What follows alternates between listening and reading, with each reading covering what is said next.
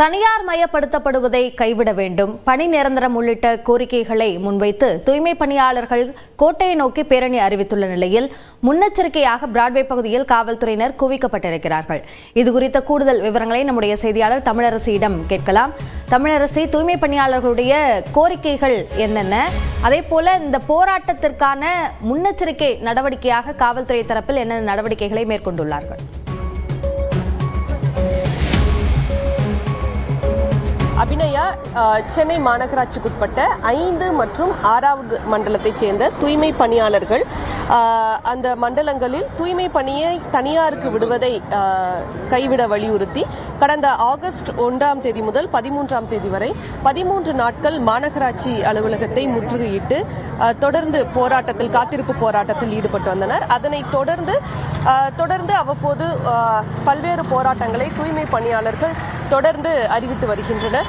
உண்ணாவிரத போராட்டம், ஆர்ப்பாட்டம். கடந்த வாரம் சென்னை மெரினா கடற்கரையொட்டி இருக்கக்கூடிய காமராஜர் சாலையில் தூய்மை பணியாளர்கள் சாலை மறியல் போராட்டத்தில் ஈடுபட்டனர். இந்த நிலையில் தொடர்ந்து அவ்வப்போது தூய்மை பணியாளர்கள் போராட்டத்தில் ஈடுபட்டு வரக்கூடிய நிலையில் இன்றைய தினம் கோட்டையை நோக்கி பேரணி, அதாவது சென்னை குரலகத்தில் இருந்து தலைமைச் செயலகம் வரை பேரணி என்ற போராட்டத்தை அறிவித்திருந்தனர்.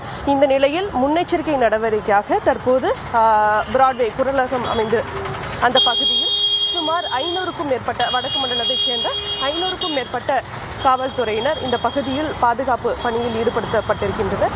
முன்னெச்சரிக்கை நடவடிக்கையாக இந்த பாதுகாப்பு ஏற்பாடுகள் செய்யப்பட்டிருக்கின்றன. மேலும் பாரிஸ் கார்னர், அதே போல தலைமைச் செயலகம் உள்ளிட்ட அனைத்து இடங்களிலுமே போலீஸ் பாதுகாப்பு பலப்படுத்தப்பட்டிருக்கிறது. இந்த நிலையில் போராட்டத்தில் ஈடுபட வரக்கூடியவர்களை கைது செய்வதற்காக முன்னெச்சரிக்கை நடவடிக்கையாக வாகனங்களும் நிறுத்தப்பட்டிருக்கின்றன.